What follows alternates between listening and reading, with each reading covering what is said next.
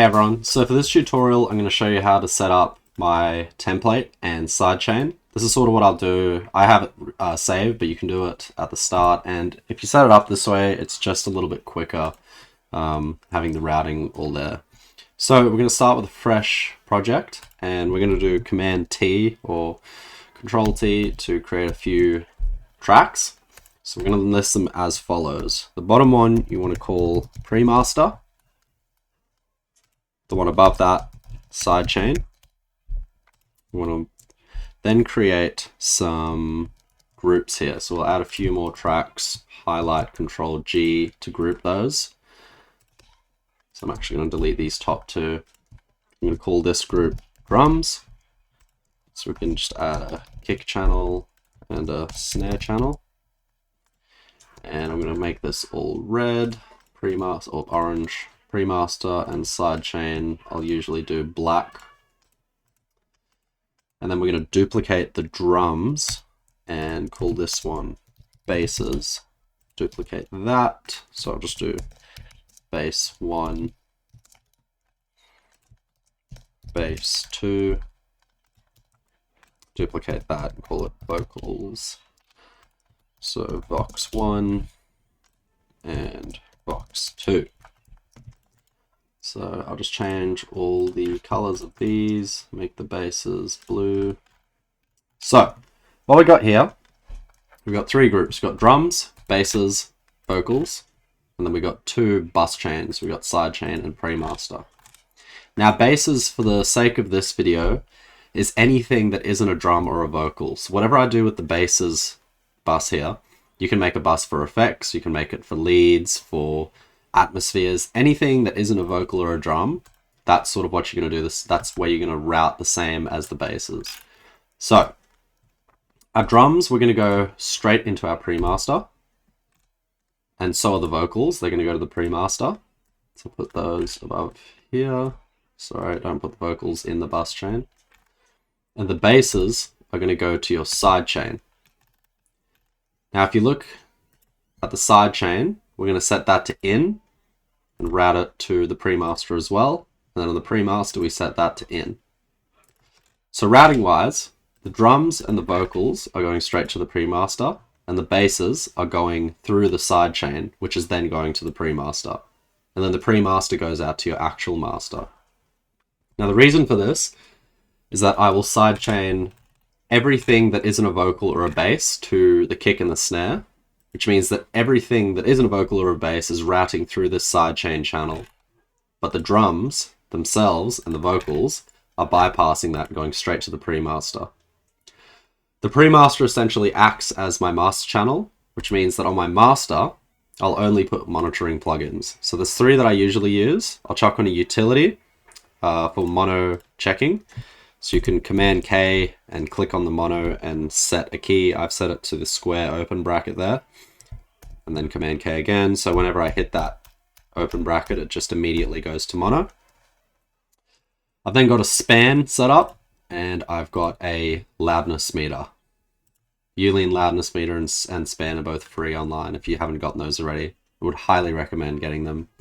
I use mid-side on the span, so if you don't know how to set that up, I might do a video of that later on, but for now go onto YouTube and just type in mid-side span setup, and you should, Voxengo span setup, and you should be able to get that.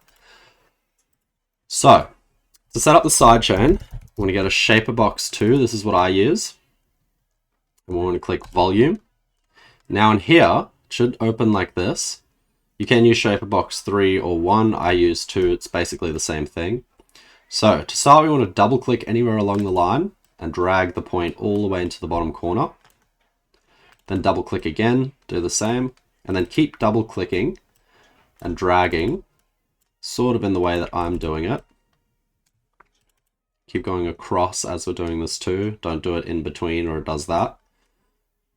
We're going to set up something like this.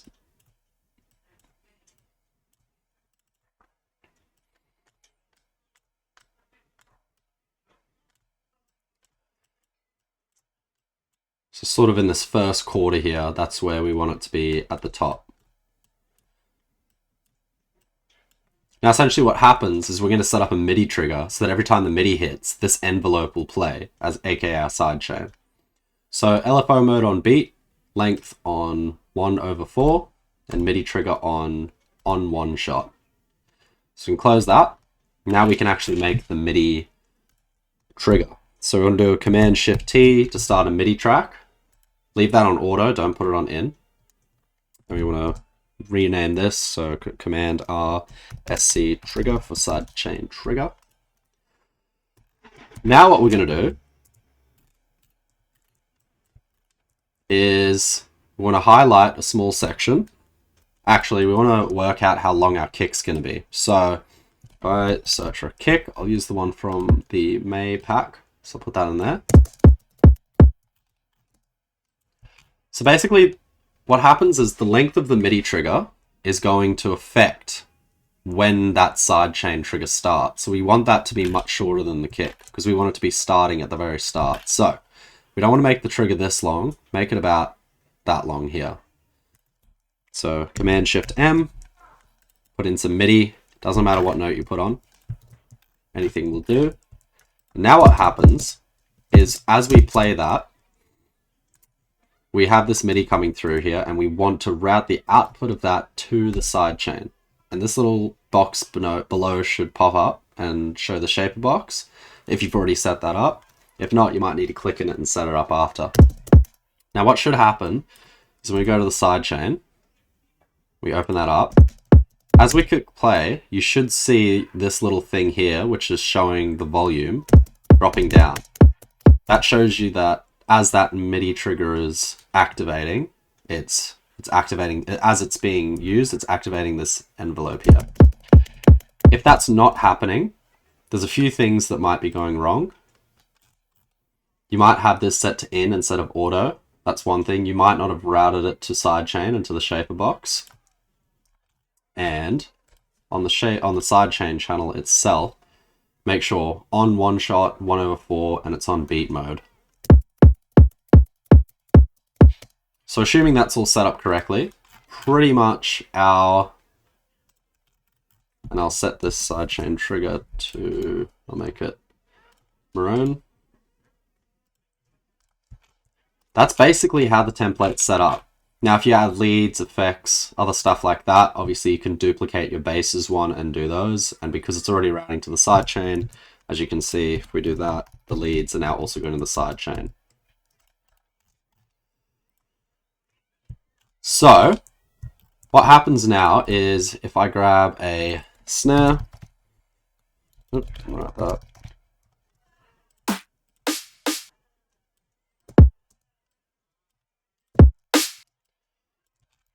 And we'll just do a basic drum pattern here. Yep, I'm on triplets, that's why.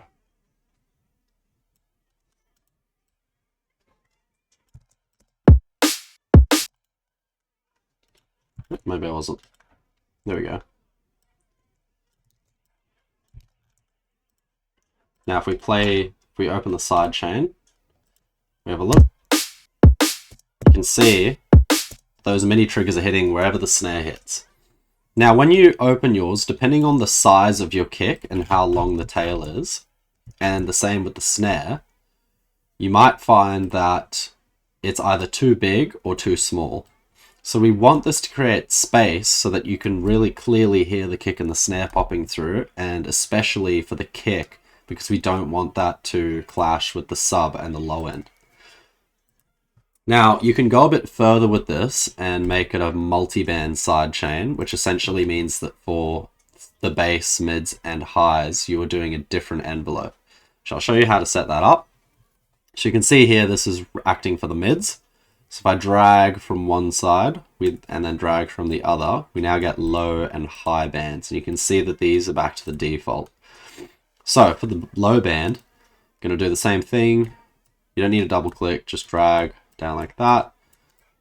Keep making it up and then tune it to your liking. Now for the low band, we want this to have the biggest dip because this is going to be where the low end from the kick and the sub are interacting, and we want to make sure that there's a nice big gap between those. So we might do something like that. For your mids, a little bit less. And then for your highs, you can probably make that even less here. Not too much.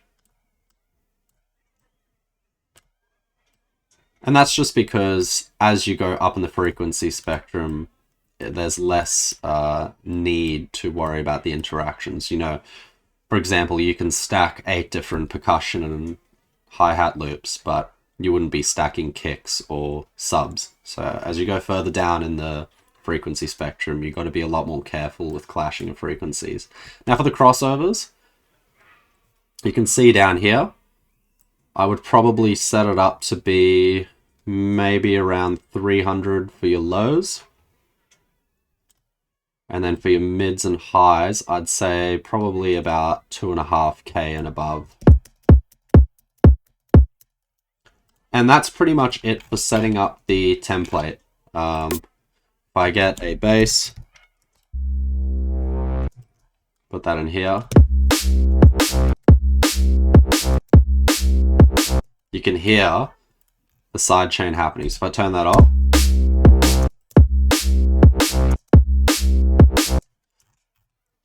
now what you'll find is that you might notice the trigger being a bit too weighted. So we might want to pull this back here, bring that down a bit. So I'll delete those and then duplicate that over.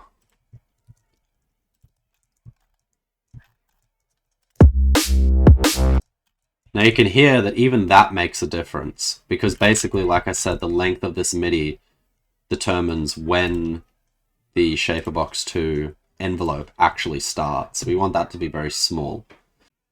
But for now, that would be it for setting up the template. And if you have any questions, let me know on this one.